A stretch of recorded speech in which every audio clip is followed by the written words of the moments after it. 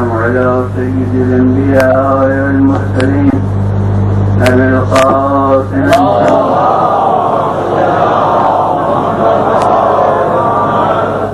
خاتم النبيين وآله الطيبين الطاهرين المعصومين. أما بعد فقد قال الله سبحانه في كتابه المبين وهو أصدق الصادقين: ومن يعظم شعائر الله فإنها من تقوى القلوب.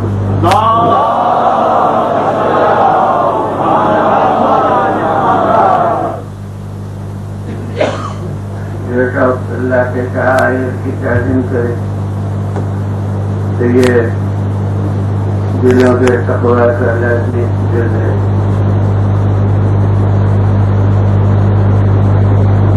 شاعر کے معنی لغت کے اختیار سے آپ کے سامنے بیان کیے گئے وہ چیزیں کہ جو اللہ کی طرف ذہن کو منتقل کریں، اس کی نمایاں مثالیں تو میں نے آپ کے سامنے پیش کی. جہاں میں بیت اللہ کعبہ تو ذہن منتقل ہو گئے، کے خدا کے ذہن منتقل ہوگا اللہ کی طرف. مسجد کو دیکھ کر خدا ہے تو لازمی طور سے ذہن اللہ کی طرف منتقل ہوگا. مگر میں چاہتا ہوں کہ قرآن مجید میں تلاش کروں کہ قرآن مجید میں آ کر شاعر اللہ کو کچھ نشان نامزدگی کی گئی ہے کہ کون چیزیں شاعر اللہ میں. تو مجھے جو آیتیں قرآن مجید کی ملتی ہیں جن میں نام لے کے دو چیزوں کو کہا گیا ہے کہ یہ شاعر اللہ. اب وہ دو آیتیں ہیں لہذا دو مجلسیں ہیں، ایک آیت آج بیان کی جائے گی اور ایک آیت انشاءاللہ کل بیان ہوگی. تو دونوں آیتوں کی نوعیت یہ ہے کہ دو چیزوں کا نام لے کر یہ نہیں کہا گیا ہے کہ یہی کہا ہے. اگر قرآن مجید یہ کہہ دیتا کہ یہ شاعر اللہ ہے تو ہم سمجھتے کہ تفسیر ہو گئی اس شاعر اللہ یا تعظیم جو ہوگی بس انہیں دو چیزوں کی ہوگی جنہیں قرآن مجید نے پیش کر دیا. مگر انداز یہ بتاتا ہے کہ جیسے استاد کبھی طالب علم کو سمجھانے کے لیے بطور مثال کوئی چیز پیش کر دیتا ہے تاکہ اس کے ذہن کی رہنمائی ہو پھر آخر کی کون سی چیزیں ہیں، اس طرح کی چیزیں ہیں جو اس میں داخل ہیں. اسی طرح سے قرآن مجید نے دو قسم کی چیزیں دو جگہ بیان کر دی ہیں کہ انسان کے ذہن کو راستہ بتانے کے لیے کہ اس قسم کی جو چیزیں ہوں وہ شاعر اللہ ہوں. اب میں وہ دو آیتیں پڑھوں گا لیکن آپ دیکھیے گا کہ وہ چیزیں ویسی اتنی نمایاں حیثیت نہیں رکھتی جنہیں میں نے پیش کیا تھا کہ اس کو دیکھ کے فوراً منتقل ہو. جیسے خانہ کعبہ، جیسے عرش کا تصور، جیسے خانہ خدا مسجد، اس طرح کی وہ چیزیں نہیں ہیں، اس سے دور ہیں. تب تو اس کی وجہ سے ہمارے ذہن کو بہت دور تک کوشش ہو جائے گی کہ جو براہ راست اللہ سے متعلق ویسی چیزیں ہیں وہ شاعر اللہ فقط نہیں ہے بلکہ اتنی دور سے جو نسبت اللہ کی طرف ہو وہ بھی شاعر اللہ بن جاتی ہیں. اور اسی لیے میں سمجھتا ہوں کہ قرآن نے ایسی چیزوں کو پیش کیا ہے کہ جو بظاہر نہیں معلوم ہوتی. شاعر اللہ میں براہ راست اللہ سے تعلق نہیں معلوم ہوتا، دوسری شخصیتوں سے تعلق معلوم ہوتا ہے، پھر بھی ہے اس کو شاعر اللہ میں جب کہہ دیا جائے گا تو انسان کے ذہن کو بہت زیادہ وسعت مل جائے گی کہ وہ ان چیزوں کی تلاش کر سکیں گے جو شاعر اللہ میں.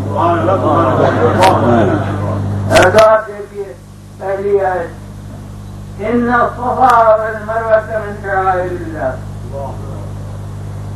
صفا اور مروہ یہ دونوں پہاڑیاں شعائر اللہ میں سے ہیں. یہ نہیں کہا کہ یہ شعائر اللہ ہیں. بالکل صحیح انداز جیسے مثال کے طور پر کوئی چیز پیش کی جائے ذہن کو آگے بڑھانے کے لیے. خیال رہا ہے کہ صفا اور مروہ جو ہیں یہ شاعر اللہ میں سے ہیں. اب شاعر اللہ میں سے ہیں تو اب تمہیں آپ ہے کہ جو اس قسم کی چیزیں ہوں ان کو تم شاعر اللہ میں سمجھو. اب میں نے غور کیا کہ صفا و مروہ میں اگر کیا بات ہے کہ یہ شاعر اللہ میں سے ہو.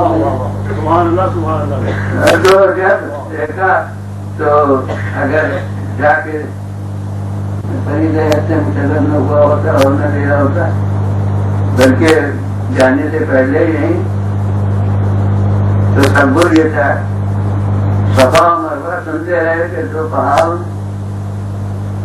تو ہم نے جیسے جیسے پہاڑ دیکھے ہیں اس کے تصور پہاڑی کا ہمیں ہوتا ہے تو ہم سمجھے کہ کوئی بہت بڑے پہاڑ ہوں گے کہ اس کے جسامت کی وجہ سے اللہ نے اس کو خاص طور پر شاعر اللہ میں سے قرار دیا. تو اب جا کے دیکھا حج میں تو دیکھنے کے بعد بس سنتے رہے کہ پہاڑ ہیں اس لیے ہم بھی سمجھنا کہتے ہیں کہ پہاڑ ورنہ ہمارے یہاں تو ٹیلے اس سے زیادہ اونچے ہوتے ہیں. جتنے وہ پہاڑ ہیں کیا پہاڑ ہیں. جب میں گیا ہوں حج کے لیے تو اسی سال ڈائنامک ہوا کہ اس کو دینوں کی شکل میں میرے سامنے بنایا گیا کیونکہ 1.5 مہینہ پہلے میں پہنچ گیا تھا مکہ معظمہ میں. تو میں کل آخری فرق تھا جو پہاڑ کی شکل میں اس پر چڑھا. کچھ میرے ساتھ کر لوگ ہوں گے جو انہیں دنوں میں آئے ہوں گے تو پہاڑ کی شکل میں چڑھا اور اس کے بعد پھر آتے وقت دینوں کی شکل میں چڑھا. یعنی وہ قدیم شکل میں بھی میں اوپر گیا اور اس جدید شکل میں بھی اوپر گیا. اور اب میں یہ سوچنے لگا کہ آخر یہ لوگ اس کو بدعت تو نہیں کہتے.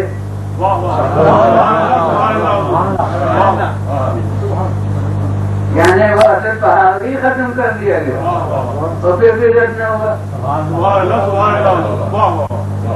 اب جب پھر آخر میں شکل ہوئی میرے سامنے اب سنا وہ بھی شکل بدل گئی ہے ڈھال ہو گئی ہے مگر اس کو ڈھال نیچی زینے بنائے گئے تھے. تو میں نے دیکھا کہ 7 دنوں میں 7 چیزوں میں صفا کی چوٹی آ گئی اور 7 دنوں میں کوئی اور بس 7 دن ہمیں کرنا پڑے. اس کے بعد یہ ہے نا کہ وہ بالکل آخر میں یہ کو ملا کر کہ کوئی پہاڑ کا ٹوٹنے نہ پائے انسان کو اترنا وہاں سے شروع کرے صحیح طے کر کے وہ اپنے آخری جینے کی جو قدر تھی اس تک اپنے کو پہنچایا اس کے بعد اترے تو ہو گئی صحیح. تو اب 7 دن ہمارے یہاں جو بڑا ممبر بہت بڑے امام باغوں میں ہوتا ہے اس کی سیڑھیاں کاٹ کرتی ہیں. 7 دنوں کا ممبر ہوتا ہے جو ذرا بڑا ممبر ہوتا ہے. تو اسی وجہ سے میں نے جب دیکھا اب ایک اور واقعہ کہ جب حکم الہی ہوا کہ فصاحت عمر اب علانیہ تبلیغ کیجیے اور پیغمبر خدا صلی اللہ علیہ وسلم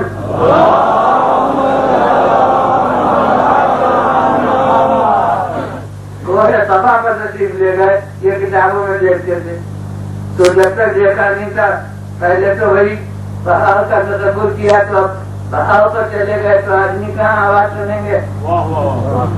اور پھر کے لیے کہ پہاڑ تو بیرون شہر ہوتا ہے، وہ جناب وہاں پہاڑ پر آپ ایک جگہ جا کے آپ نے پیغام پہنچا دیا ہے، تو وہاں آدمی کہاں ہے؟ سدا بتا رہا ہے، سنیں گے کون؟ اب وہ دونوں تصور ختم ہے کہ پہاڑ تو وہ ایسے ہیں اور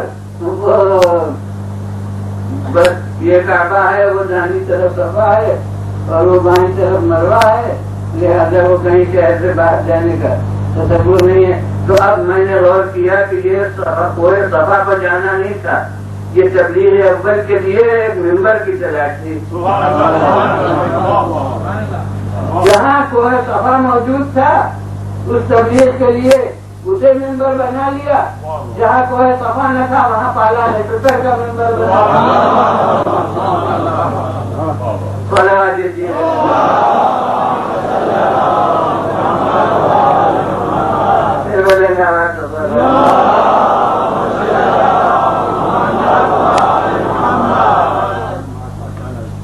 اب یہ ذکر کوئی صفا کی تبلیغ کا اور عمومی تبلیغ کہا گیا تو مجھے دعوت اسلام کی تاریخ یاد آ گئی کہ دعوت اسلام کی تاریخ یہ معلوم ہوتی ہے کہ 40 برس تک تو پیغمبر خدا صلی اللہ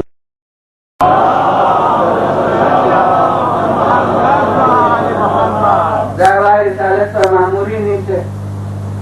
40 برس کے بعد جسے بعثت کرتے ہیں جب معمول ہوئے دعوی رسالت پر تو 3 برس تک یہ پابندی رہی کہ گھر کے اندر سے باہر نہ جائے، صرف گھر کے اندر رہے۔ تاریخ کا جملہ یہ ہے کہ بقیہ 3 سنین مستقبین 3 برس تک حضرت مخفی طور سے تبلیغ پر معمول ہے کہ صرف گھر کے اندر باہر بات نہ جائے۔ اس کے معنی یہ ہے کہ خالق کی حکمت اس کی متقاضی ہے کہ یہ راز رہے، تو ماننا پڑے گا کہ گھر کی جتنی فرضیں ہیں سب وہ ہے جن پر اللہ کو بھروسہ ہے۔ اب چاہے بوڑھا ہو تو وہ امانت دار خدا ہے، چاہے بچہ ہو تو وہ امانت دار خدا ہے، چاہے خاتون ہو تو وہ امانت دار خدا دیجیے۔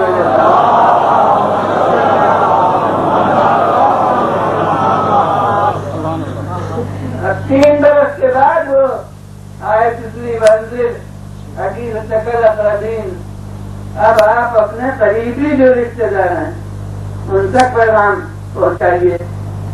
چنانچہ قریش کو بھی سب کو نہیں بلکہ بنی ہاشم سے حضرت ان کو بلایا گیا اور کچھ قریش کے ساتھ پڑھنے ان کو مدعو کیا گیا اور ان تک وہ پیغام پہنچایا گیا جو بہت زیادہ قریبی رشتے دار تھے، ان تک وہ پیغام پہنچایا گیا۔ وہ اس کا کیا پورا نیت کرنا ہے تو دعوت عقیدہ کو۔ اس کے بعد اب وہ پیغام آیا عمر کیا بدانیہ تبدیل کیجیے، سب وہ صفا پر تشریف لے گئے ہیں۔ تو اس لیے میں نے یہ 3 منزلیں اطاعت اسلام کی بیان کی کہ دعوت اسلامی کی رفتار یہ ہے کہ گھر سے بعد گھرانے تک پہنچی، گھرانے سے پوری دنیا تک پہنچی۔ اب میں کہتا ہوں کہ تاریخ کے طالب علم سے میں پوچھتا ہوں کہ اب صادق الایمان کو گھر میں ڈھونڈو گے یا دنیا میں؟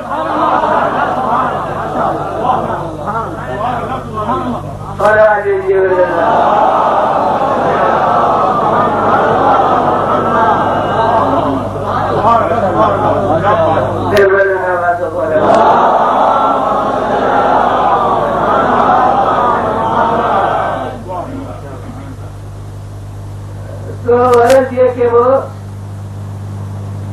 جسامت کے اعتبار سے تو یہ نظر آیا کہ مجھے اسے پہاڑ کہنے میں بھی تکلف، تو پھر کیا ہے اس پہاڑ پر کبھی خالق کریم نے اپنا درشن دکھایا تھا تو میں سمجھوں کہ ہاں اللہ سے اس کا کوئی خاص رشتہ ہے، کوئی خاص تعلق ہے، تو میں آسانی سے کہہ دیتا کہ یہ شاعر اللہ ہے، مگر یہ کہ ہم نہ حلول کے قائل ہیں، کسی چیز کو ہم اوتار مانتے نہیں کہ اللہ نے اپنے وجود کیا ہو، اللہ کے جسمانیات سے بھری ہے، اس کے لیے اس نے اپنا جلوہ کہیں دکھایا ہو، اس کے دیدار کی دنیا منتظر ہوگی، ہم تو اس کا دیدار محال سمجھتے ہیں، ناممکن سمجھتے ہیں، اللہ کا دیدار ہو ہی نہیں سکتا ہے۔ تو اب پھر کیا یہ بھی نہیں اوتار کا تصور نہیں رکھتے کہ اس نے وجود کیا اللہ نے کبھی، اس کے اندر ہو کے نمایاں ہوا، یہ بھی نہیں۔ تو اب تلاش کی میں نے کہ آخر یہ کوہ صفا اور مروہ میں کیا خصوصیت ہے جس کی بنا کے اوپر یہ دونوں شعائر اللہ ہو گئے۔ تو اب انبیاء کی تاریخ دیکھی، انبیاء کے حالات دیکھے تو یہ پتہ چلا ہے کہ جب خلیل خدا بظاہر بیاسا بیوی کے دباؤ سے،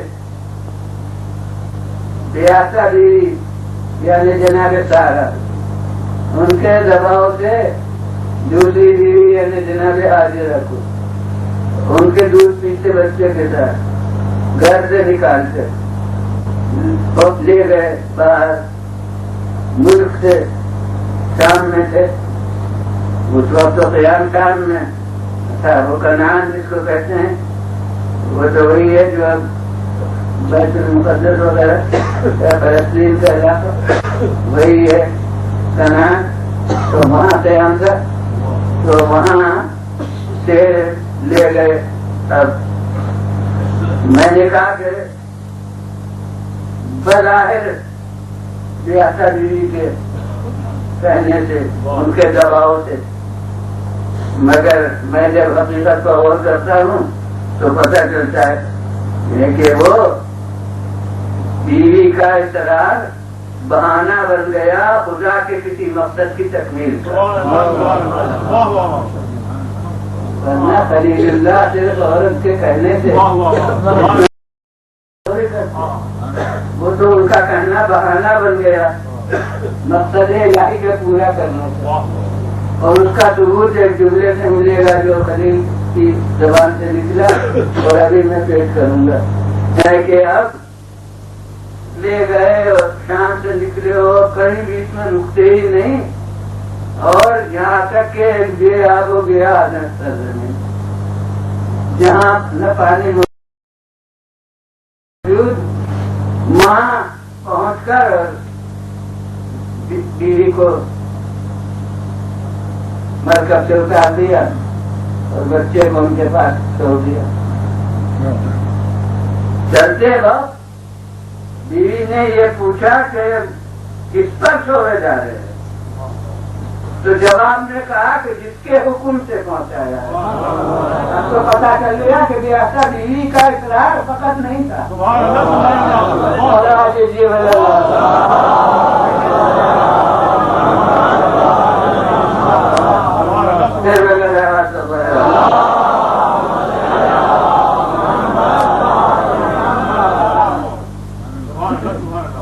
اگر بیاسا بیوی کے اصرار سے اتنی بڑی زیادتی ایک خاتون کے ساتھ اور اس کے یعنی اتنی بظاہر بے رحمی محسوس ہوتی ہے کہ اس کے چھوٹے بچے کو اس جگہ پر پہنچایا جا رہا ہے بڑی بیوی کے اصرار سے، تو میں کہتا ہوں کہ گناہ نہ ہوتا کم از کم کر کے اولاد تو ہوتا جس پر اللہ اطاعت کرتا، لیکن ہم یہاں دیکھتے ہیں کہ بجائے کہ کتاب ہوتا جو کر کے اللہ پر انبیاء پر ہوتا رہا ہے، یہاں اور انعامات کی بارش ہو گئی۔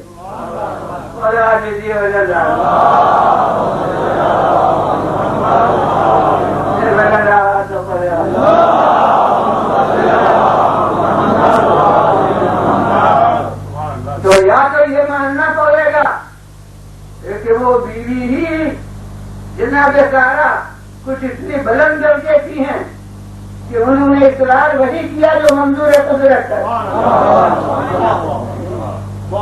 اور یا وہی جو میں نے کہا کہ ان کا اقرار ظاہری بہانہ بن گیا ایک ظاہری سبب ہو گیا، حقیقت میں اللہ کا حکم ہے کہ ہمارا مقصد یہ اسی میں ہے کہ تم لے جاؤ اور کہیں بیچ میں نہ ٹھہرنا، وہیں جا کے ٹھہرنا، ورنہ اگر اپنی رائے سے ٹھہراتے تو کم سے کم کسی چکمے کے پاس ٹھہراتے تھے۔ یہ بیوی نے تو بھی کہا تھا کہ آپ کو کیا جنگل میں لے جا کے ٹولی دے گا، معلوم ہے کہ خالق کو وہیں پہنچانا تھا۔ اور وہاں اب جب چلنے لگے تو ایک مشکیزہ پانی کا اور ایک روٹی، یہ دو روٹیاں وہ ہو گئے۔ اب ظاہر ہے کہ وہ روٹیاں کب تک وفا کرتی اور وہ پانی کب تک چلتا، تب تک وہ باقی رہتا۔ 14 عرصے کے بعد اور بالکل فطری طور سے معلوم ہوتا ہے کہ پہلے ماں کے اوپر بھوکوں سے آٹا لگا ہوا، اور جب تک اپنا معاملہ رہا برداشت کی۔ اب جب وہ بھوک اور پیاس کی شدت اتنی ہو رہی کہ جو فطری ذخیرہ رضا بچے کا ہوتا ہے وہ ختم ہو گیا، بچے پر پیاس اور بھوک کا لگا ہوا، اب بچہ سمجھنے لگا تو بیٹا اب جو بیٹا ہوئی تو امکانی ذریعہ کیا، وہاں کوئی وراٹ نہیں ہے نا وہاں پانی ہے، تو اب امکانی کوشش یہ تھی کہ اوپر جانے سے ذرا حد نظر میں اتر ہو جاتی ہے، دور تک دکھائی دینے لگتا ہے، تو اس لیے پہاڑ پر جا کے دیکھوں کہ کوئی قافلہ آ رہا ہو یا کہیں ٹائر ہوتے ہوئے نظر آ رہے ہیں، وہ علامت ہوتے ہیں کہ پانی ادھر موجود ہے، تو کوئی نشان پانی کا نظر آئے تو دائیں طرف صفا پہاڑی تھی، بائیں طرف مروہ پہاڑی تھی، اور وہاں جا کر دیکھا تو وہاں کہیں نام و نشان بھی پانی کا نظر نہیں آتا۔ اب پہاڑی پر جاتے ہیں تو خیال ہوتا ہے بچہ اکیلا ہے، مجھے کوئی اذیت نہ پہنچے، بچے کے پاس آتی ہیں تو پھر تو اور نہ دیکھا نہیں جاتا، اور پھر اب امکانی کوشش یہ ہے کہ اس وقت نظر میں خطا کی ہو یا اس وقت قافلہ نہ آ رہا ہو۔ پھر جب یہاں تک کہ 7 دفعہ صفا اور مروہ کے درمیان آئی اور گئی، کبھی ادھر آئی اور پھر بچے کے پاس آ کے اسے دیکھا اور پھر ادھر گئی اور وہاں دیکھا، اور اس طرح 7 دفعہ آمد و رفت ہوئی۔ اب میں کہتا باقا مضرات ہیں، میں کہتا ہوں اور کیجیے کہ ہم تر و تازہ جاتے ہیں تو 7 دفعہ کی صحیح میں آمد رفت میں ذرا تھکن ہو جاتی کہ جائے کہ خاتون جو خود نہ جانے کب سے بھوکی اور پیاسی ہے، تو نتیجہ یہ ہے کہ میرے خیال میں اب تک کے ٹور ہو گئی۔ جب 7 دفعہ آمد رفت ہوئی آنے جانے میں اب تک گئی بالکل، تو اب میں کہتا ہوں خالق کریم بعد میں جو انتظام کرے گا، ارے وہ پہلے ہی کر دیتا، یہ 2 بچے پر پیاس کا غلبہ ہوا، اسی وقت وہ انتظام ہو جاتا، مگر قدرت کو تو یہ سنت کہ جب تک صحیح نقل و مدد الہی شامل نہیں ہوتی، اور آج دیجیے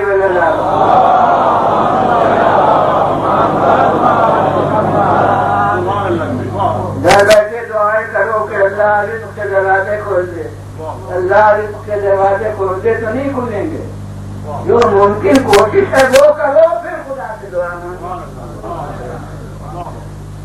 تو حضور والا ممکن سڑی جو تھی اور نام اس عمل کا سڑی ہو گیا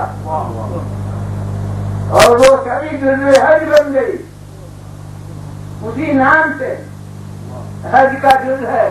اب بھی سڑی صفا و مروہ کے درمیان ارکان حج میں سے ہے تو اب جب 7 مرتبہ کیا مدرب کے بعد بالکل ناامیدی ہو گئی اور تھک کے چور ہو گئی. اب آتی ہیں تو دیکھتی ہیں کہ جہاں بچہ اضطراب اور پریشانی اور بے داغی سے ریڑیاں لگا ہوا تھا پیروں سے جو نشانات بنے وہیں پانی کے طوطے پانی ابل رہا تھا انہیں پیروں کے نیچے کے ہم نشانوں سے وہ پانی ابل رہا ہے. بس اب اضطراب پریشانی اور یہ پانی جو دیکھا جلدی سے ریت جمع کی اور کہا غم غم. یہ اس زمانے کی زبان میں غم غم اس کا ترجمہ ہے تھم تھم. معصوم نے فرمایا کہ خدا رحمت کرے حاضرہ پر. انہوں نے کہہ دیا تھم تھم. اگر وہ اس طرح روکتی نہیں تو وہ بہتا ہوا چشمہ جاری ہو جاتا. اب انہوں نے محسوس ہونا دیا کہ وہ کنواں رہ گیا. وہ چاہے زمزم ہو گیا ورنہ وہ نہر زمزم ہوتی. تو حضور اب غور کیجیے وہ قدرت کی طرف سے اس پیاسے بچے کے لیے جو پانی نمودار کیا گیا اس میں کیا قدرت خدا ہے. جو حج کو حضرات چاہتے ہیں ان کا مشاہدہ ہوگا کہ اب تو سنا بہت پابندیاں ہو گئی ہیں اور بہت مشکل سے رسائی اس میں ہوتی ہے لیکن اس زمانے میں تو یہ سب پابندیاں یہ سب اس میں یہ جو رکاوٹیں بیچ میں تھی نہیں تھیں تو لوگ جاتے تھے اور جتنے بھی برتن ساتھ ہوتے تھے وہ لے جاتے تھے ان میں بھر بھر کے لاتے تھے تاکہ اپنے ساتھ لے جائیں اور کپڑے دھوتے تھے اور کپڑوں کے دھوئے پر پورے دھو کے لاتے تھے تاکہ تبرکن وہ ان کے پاس باقی رہے.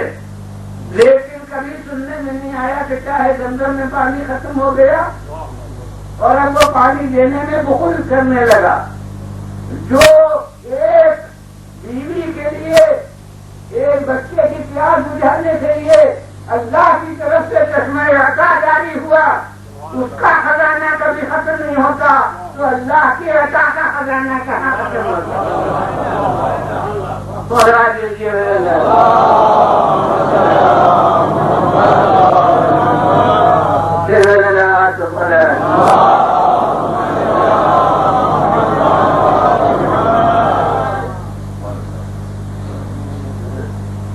اب وہ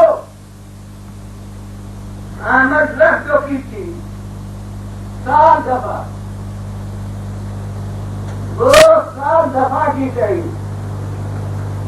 جزو حج بن گئی. ابھی اس پر مزید کب سے کروں گا. اور وہ دونوں پہاڑیاں وہ شاعر اللہ میں داخل ہو گئی. اب ان کا پہاڑیوں میں کیا ہے وہ روایت نہیں بتاتی کہ حاضرہ کی بہاؤ سے کوئی خون کا قطرہ ٹپکا ہو جو زمین میں جذب ہو گیا ہو. صرف اس لیے کہ اللہ پر توکل کرنے والی ایک دیدی کے قدم سے وہ پہاڑیاں مست ہو گئی. تو وہ پہاڑیاں شاعر اللہ میں بن گئی. تو وہ زمین جہاں 72 شہیدوں کا خون جذب ہو گیا ہو وہ زمین اگر ہم کہیں شاعر اللہ میں ہے تو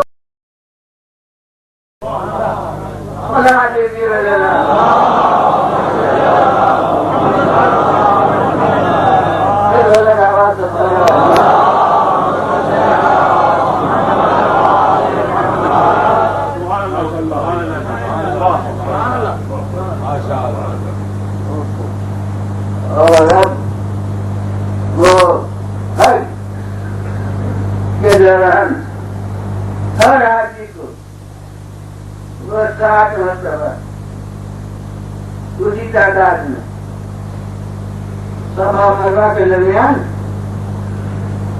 صحیح کرنا ہوگی، چلنا ہوگا۔ اور میں حاجی صاحب سے پوچھتا ہوں کہ کیا آپ بھی پیاتے ہیں پانی تلاش کر رہے ہیں؟ جی نہیں، ان کو پانی کی کوئی تلاش نہیں، ان کے پاس الحمدللہ اب تو زمزم جاری ہے، گھر پر نہ ہو تو بھی زمزم سے پانی پی لے، اب تلاش پانی کی نہیں ہے۔ معلوم ہوتا ہے کہ اصل مقصد کا تعلق پہلے اللہ کے بندے سے ہے جس نے وہ کام اس کی راہ میں انجام دیا ہو، اور بعد والوں کا کام اس کی شبیہ کا بنانا ہے، اس کی یاد کا قائم رکھنا ہے۔ اور آج یہ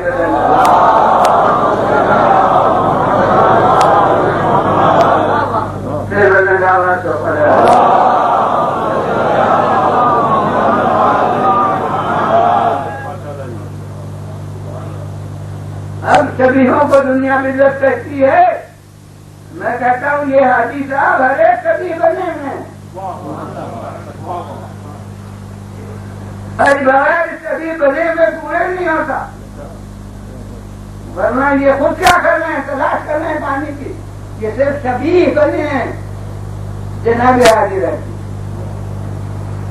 تو وہ شبیہ کیونکہ قدرت یعنی عالم فطرت ہے، خالق فطرت سے بہت سے عالم فطرت کون ہوگا کہ لفظی تذکرے ویسے اتنا ذہن انسانی پر نقش قائم نہیں ہوتا جتنا کہ کوئی عملی مظاہرہ اس کے ساتھ ہو۔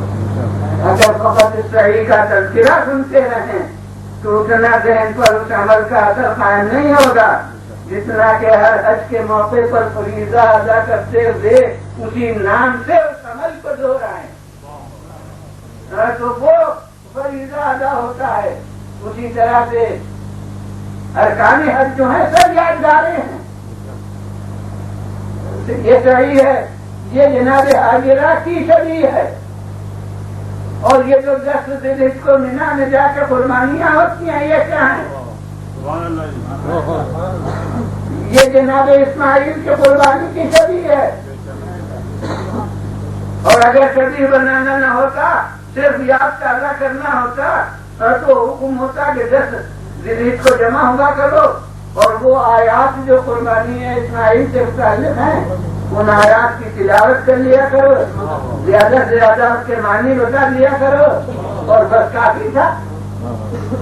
لیکن وہی لفظی یاد سے اتنا اثر قائم نہیں ہوتا جتنا عملی یاد سے قائم ہوتا ہے۔ اس لیے حج کے دوران میں تو وہ فریضہ ہو گیا کہ بغیر اس کے حج پورے ہی نہیں ہوگا، اور یوں بھی ہر جگہ اپنے اپنے شہر میں وہ قربانی کرے تو بہت بڑا اس کا ثواب مستحب موقت انتہائی تاکید اس کی، اور بعض مسلمان جو واجبات نہیں ادا کرتے وہ اس میں پابند ہیں اور لاکھوں روپیہ سب کرتے ہیں، اور اس جانور کی قیمت بڑھانے میں اہتمام کرتے ہیں، یعنی اس ابراہیم کے فرزند کی شبیہ کے لیے جتنا روپیہ خرچ ہو جائے مگر رسول خدا کے فرزند کے نام پر میں شبیہ بنے اس میں ان کے نزدیک جو پیسہ جائے وہ برباد۔ میں کہتا ہوں کہ قربانی اسماعیل 10 ذی الحجہ کو اور قربانی حسین 10 محرم کو، اور اب ہر مسلمان ہر نقطۂ نظر کا مسلمان غور کرے کہ حضرت ابراہیم سے ہمارا رشتہ اعتقادی ہے، عملی نہیں ہے، یعنی ان کی رسالت پر ایمان لانا ہے مگر ان کی شریعت پر چلنا ہے۔ تو جس رسول سے ہم کو عمل کا رشتہ نہیں ہے اس کی قربانی یاد رکھنے کا قابل ہو، اور اپنا رسول رشتے اعتقادی اور عملی دونوں رشتے ہیں اس کے گھر کی قربانی بھلا دینے کے قابل ہو۔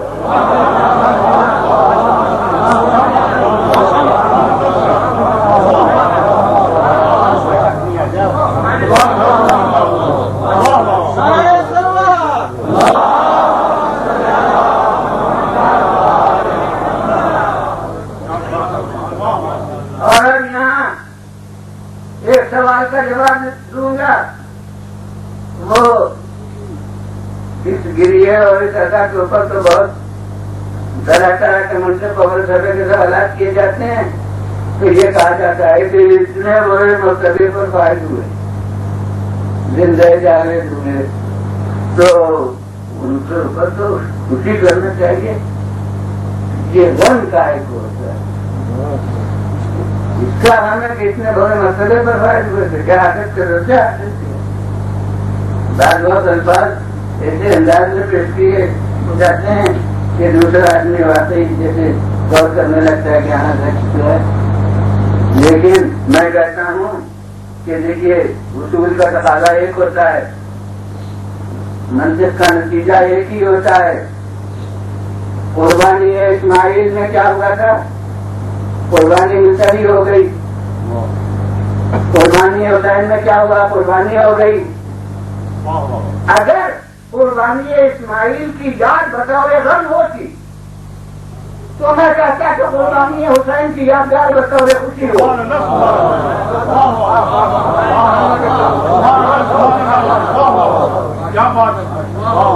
لیکن ہے مسلمان بتائے کہ قربانی اسماعیل کی یاد جو ہوتی ہے وہ بطور عید ہے یا نہیں؟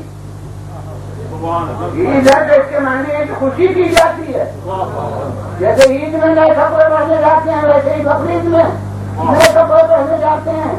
تو خوشی ظاہر کی ہے، اس کی خوشی ہے نا کہ نبی راجا بچ گیا. کربلا میں ماتم کرو کہ رسول راجا مر گیا.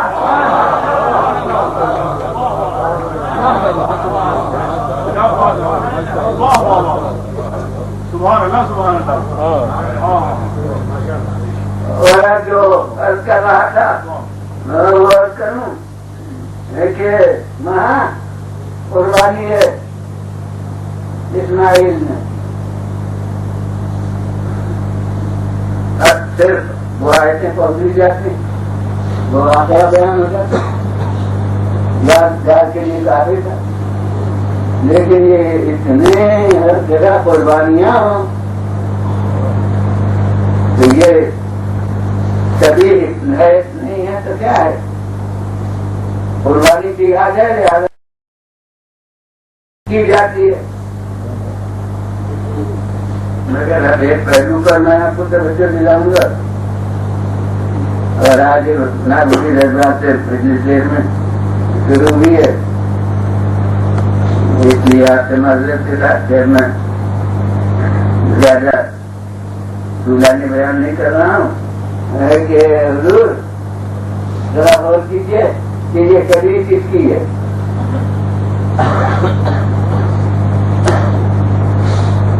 آپ یہ جناب اسماعیل کی. میں کہتا ہوں جناب اسماعیل دفاع تو نہیں ہوئے تھے تو پھر یہ شبیہیں کس کی ہیں؟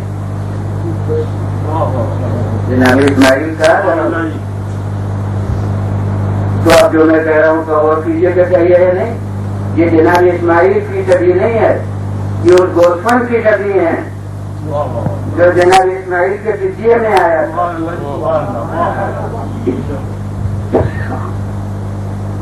تو بجلی میں آیا تھا دوا تو وہ ہوا تو اس گوسفند کی شبیہ ہے. یہ جتنی قربانیاں ہوتی ہیں اس کے معنی یہ ہیں کہ کوئی حیوان بھی اگر نبی راجے کے کام آیا ہو اس حیوان کی شبیہ بطور یادگار خالق کی طرف سے قائم کی گئی ہے. اب ہم اگر زوجنا کی شبیہ تیار کریں تو اس پر اعتراض نہ کیجیے گا. وہ گوسفند خلیل کے فرزند کے کام آیا تھا اور یہ زوجنا حبیب کے فرزند کے کام آیا.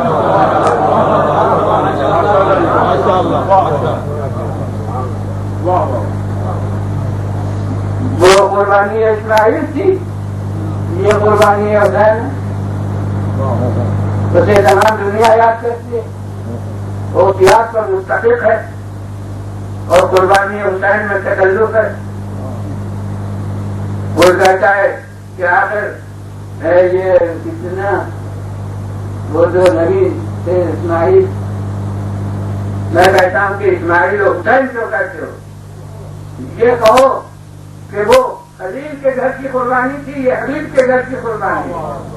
اب اگر تم حبیب خدا کو خلیل سے بہتر سمجھتے ہو تو پھر حسین کی یادگار کو یادگار اسماعیل سے تمہیں افضل ماننا پڑے گا۔ اور پھر میں کہتا ہوں کہ جہاں کا قربانی کا تصور ہے تو قربانی میں اسماعیل کی اور حسین کی قربانی میں فرق کتنا ہے؟ اسماعیل جب مہاراجہ قربانی میں آئے ہیں تو کوئی روایت نہیں بتا سکتی کہ وہ بھوکے اور پیاسے ہوں۔ وہ جب بھوکے پیاسے تھے تو اتنا زمزم نہ ملا تھا۔ قربانی کے موقع پر تو نہ بھوکے تھے اور نہ پیاسے تھے۔ اور کربلا نے جو قربانیاں پیش وہ سب 3 دن کے بھوکے پیاسے اور ماں قربانی اسماعیل میں ابراہیم کا کردار اور تھا، اسماعیل کا کردار اور تھا۔ ابراہیم کا امتحان تھا ذبح کرنے کا اور اسماعیل کا کردار تھا ذبح ہونے کا۔ اور کربلا میں حسین وہ تو بوقت والد ابراہیم بھی تھے اور اسماعیل بھی تھے۔ وہ اسماعیل سے اپنے جد بزرگوار رسول اللہ کی نسبت سے کہ وہ خلیل کی طرف کی قربانی تھی، یہ حبیب کی طرف کی قربانی، اور یہ ابراہیم سے اپنے علی اکبر اور علی اکبر کے لحاظ کر کے میں تو کہتا ہوں کہ انہوں نے 18 اسماعیل راہ خدا میں پیش کر دیے، اور کوئی کہے کہ سب 18 کو آپ نے ایک درجے کا فرق دیا ہے، میں کیا کروں؟ حضرت امام زین العابدین علیہ السلام جب مینہار نے پوچھا کہ کب تک روئیے گا تو آپ نے فرمایا کہ یعقوب کے 12 فرزند سے ایک فرزند نظر سے اوجھل ہو گیا تو اتنا روئے کہ آنکھوں کی بصارت جھٹ گئی، اور میرے سامنے تو 18 ایسی قربانیاں دیکھنی جن کا مثل و نظیر ہوئے زمین پر نہ تھا۔ یہ امام و معصوم نے تمام افراد کو سنت دی ہے کہ پورے سب 18 ایسے تھے کہ جن کا مثل و نظیر تمام عالم میں نہیں تھا۔ تو اس لیے میں کہتا ہوں کہ انہوں نے 18 اسماعیل راہ خدا میں پیش کر دیے، اور جناب اسماعیل کی قربانی کے محل پر خالق نے ان کی عمر کو نمایاں کیا ہے۔ جناب اسماعیل کی عمر کو 1 لفظ سے کہ جب بچہ اس قابل ہوا کہ باپ کے ساتھ ذرا چلتے سکے، لمحہ بلغت سعی، جب سعی کی منزل تک پہنچ گیا ذرا باپ کے ساتھ ساتھ، یعنی اس سے دونوں پہلو مضمر ہیں کہ کمسن تھا کہ ابھی جوان نہیں ہوا تھا، اور یہ بھی پہلو مضمور ہے کہ اتنا چھوٹا نہیں تھا کہ جو باپ کے کچھ کام نہ آ سکے، ایسا تھا کہ باپ کے ساتھ کچھ دوڑ دھوپ سکتا تھا۔ اس طرح قربانی کی اہمیت کو خراب نہ میں کہتا ہوں 2 پہلو ہیں اس میں، ایک کمسنی کا ہے اور ایک ساتھ چلنے پھرنے سے جو کار۔ تو اب غور کیجیے، آپ کے لیے ایک لفظ کافی ہے۔ میں کہتا ہوں کہ وہ کمسنی والا پہلو ترقی کر کے علی اصغر تک گیا، اور وہ جو کارآمد ہونے کا پہلو تھا وہ ترقی کر کے علی اکبر تک گیا۔ تو اب وہ قربانی یاد رکھنے کے قابل ہو اور یہ قربانی یاد رکھنے کے قابل نہ ہو۔ اور اب جو پہلو میں نے نمایاں کیا تھا کہ وہ قربانی وہ جو ہوتی ہے بقرعید کے دن، وہ جناب اسماعیل کی شبیہ نہیں ہے، وہ گوسفند کی شبیہ ہے، اس لیے کہ وہ نبی زادے کے کام ہے۔ تو اب میں نے کہا کہ اب جو حیوان حسین کے کام آیا. بس اب دیکھیے کہ اس نے ذوالجنان ہے عبداللہ اور سرد کا یاد قائم کرتے ہیں. بس یہ یادگاری ہے. یہ غلط تصور ہے کہ اس کو تعلیم سب تک ہوتی ہے کہ اسے معمول قرار دیتے ہیں. اور نہیں بس ایک یاد کر جیسے علم ہے جیسے ذریعہ ہے. یہ یادیں ہیں. یادوں سے قائم کرنے کا ذریعہ ہے. ویسے ہی دینا ہے. جب نسبت ہے تو اس کا کچھ احترام ہے. اس کی توہین نہیں درست ہے. تو یہ ذوالجناح اس نے کیا کام کیا ہے. عرب میں عرب کی فراست مشہور ہے کہ جائے کہ وہ گوہا جو کربلا کے ایسے جہاد کے لیے منتخب کیا گیا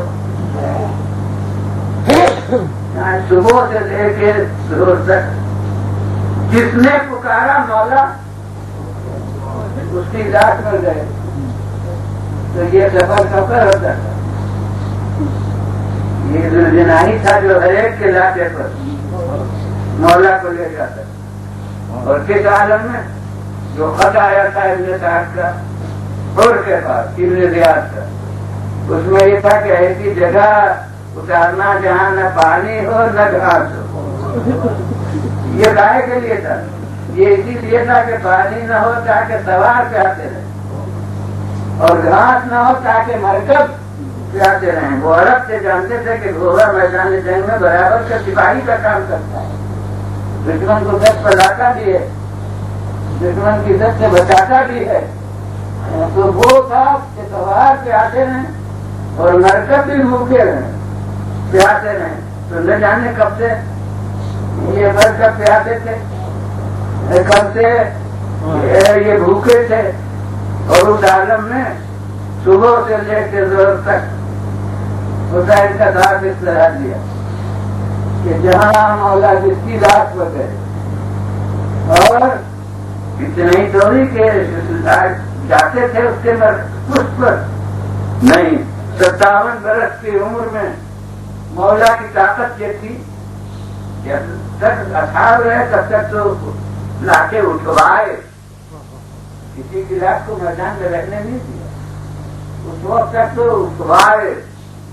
لیکن جب دل کے ٹکڑوں کی باری آئی تو سب خود اٹھائے.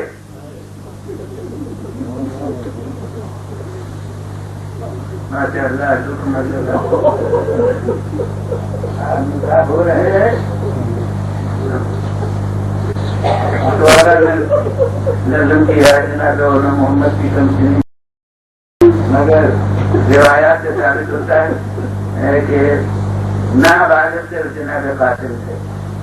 جناب قاسم نے جو حد علوم کرنے کو باقی سب نوجوان نوجوان. تو مولا کی 57 برس کی عمر میں قوت یہ تھی کہ لاش کو جوان کی اٹھاتے تھے اور اسے سنبھالے ہوئے پشتے برس پر سوار ہو جاتے. تو میں کہتا ہوں کہ یہ ذوالجناح ہے جس نے سب کے لیے تعبت کا کام کیا. جتنے علاقے ہیں مگار تک وہ اسی ذوالجناح کی پشت پر آئے, اسی ذوالجناح کی پشت پر لائے گئے. اور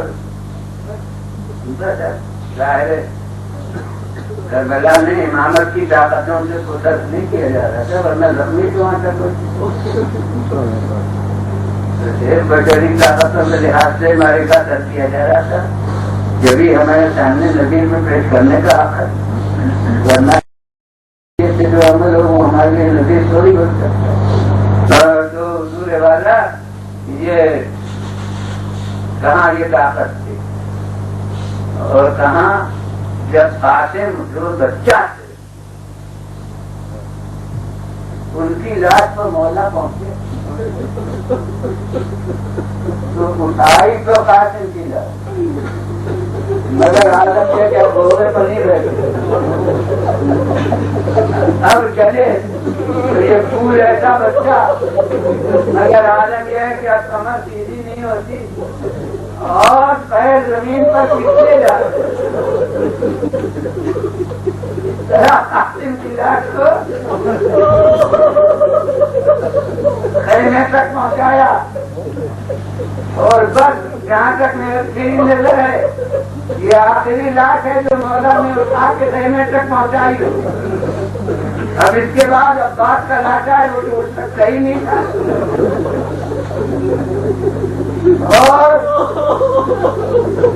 علی اکبر کا لاٹا دوبارہ نے نظر کیا ہے کہ اس بیٹے کی جان اٹھائی مگر جو روایت شاہد میں ہے کتب المقاصد میں وہ کرتا ہوں کہ اب علی اکبر کی لاش جب میں کہہ چکا کہ بہتری حیثیت سے اب تو ہمت ہی نہیں ہوئی لاش اٹھانے کی. کچھ بچے نکل آئے تھے اپنے بھائی کی لاش لے چلو اتنا کہ لاش پہنچائی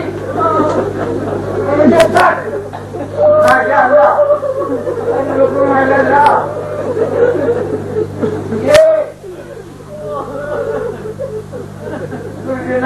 اور میں کہتا ہوں ایک بڑا ناخوشگوار وہ مشہور روایت جو ہے اس کے لحاظ سے جس کو سوال آپ کے لیے میدان میں بلند کیا ہے پھر اس کی لاش کو بھی اسی کے کچھ پر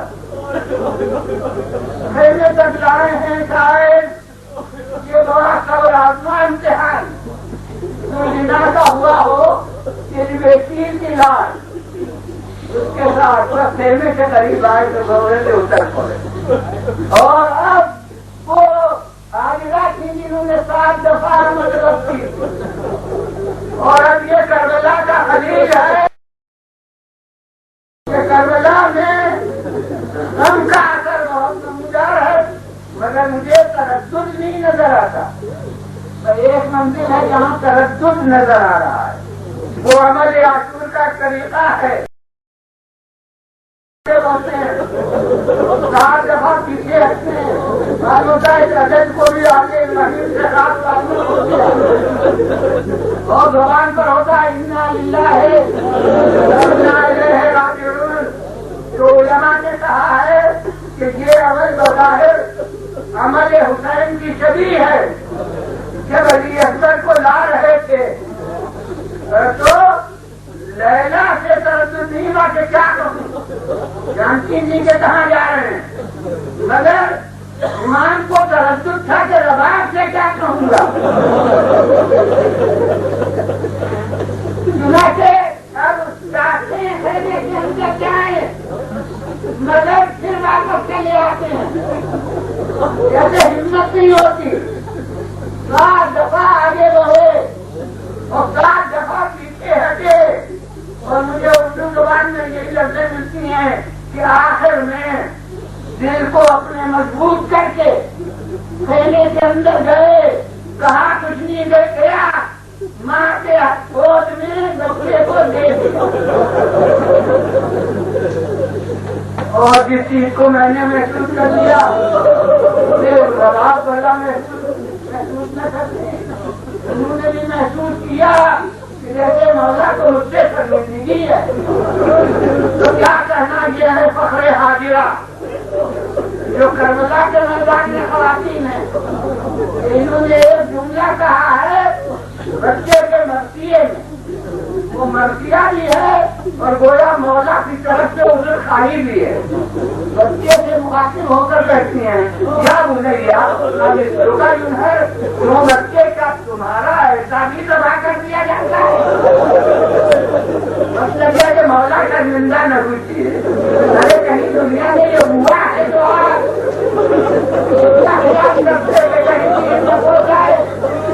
ماشاء اللہ ابھی مجھے گلجنا کے آپ کو مکمل کرنا ہے کہ یہ سب بڑا گلجنا نے انجام دیے. اب آخری کام وہ موقع کہ جب کچھ اب راکب جوش رسول سے خالی ہو. اب دیکھتا ہے کہ میں سوال کے پوچھتا ہوں تو کیا کیا دائیں طرف دیکھا بائیں طرف دیکھا. اگر اب بات ہوتے تم سے جا کے اشارہ کرتا اگر ہوتے تم سے جا کے اشارہ کرتا.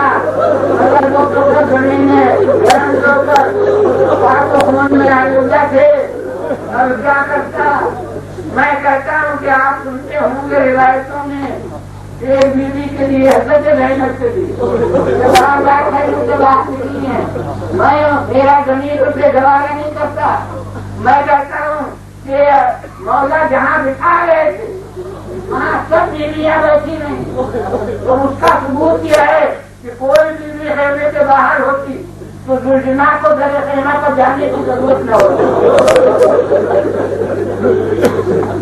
اس نے کیا کیا پیشانی پورے حسین سے لگی وہ سیدھا در خیمہ پر گیا. وہاں پہلے کرتے ہیں ہم تو سیدھا نہیں نکلتے کہ اب اس سے ایک آواز بلند تھی. زلجنا کی آواز جو بلند ہوئی تو اپنی کوئی بوا دروازے پر نہیں آیا, سکینہ دروازے پر دیکھا کہ باتیں کٹی ہوئی ہیں. کیا وجہ تین مت ہے. ارے میرے بابا شہید ہو گئے, ارے میرے بابا شہید ہو گئے. اب اس کی قیامت خیز خبر آ گئی. اگر دوسروں نے قدم نہیں نکالا اس کا ثبوت یہ ہے کہ اگر بیویاں خیموں کے باہر ہوتی تو آگ نہ لگائی جاتی. کیونکہ بیویاں خیمے کے اندر رہی اس لیے قیام نے آگ لگا دی. اب ایک خیمے میں آگ لگتی ہے بیویاں دوسرے خیمے میں جاتی ہے. اس میں آگ لگتی ہے یہاں تک کہ جب سب طرف خیموں میں آگ لگ گئی چاروں طرف سب سمجھ کے آئی پانی کے باہر آپ جانتی میں فاطمہ ہے. آپ بتائیے خیموں میں آگ لگی ہے جل کے مر جائیں یا باہر نکلیں. اور اب زینب کرتی ہیں کہ ارے بغیر امام وقت پوچھے دیکھا کر اب کہاں آئی جہاں ہمارا آپ کا چوتھا امام رت میں توڑا ہوا ہے. دیکھیے تلوار بھی مصیبت ہے, تیر بھی مصیبت ہے, مگر یہ کس قسم کی مصیبت ہے کہ بات کے بعد بحثیت امام پہلا نہ خوبی پوچھ رہی ہے کیا کریں. ابھی اپنے منہ سے کہتے ہیں کہ خیموں سے بس باہر نکلیے. دیجیے وہ بیویاں ان کی ماں کا جنازہ رات کو وہ رو دے رہے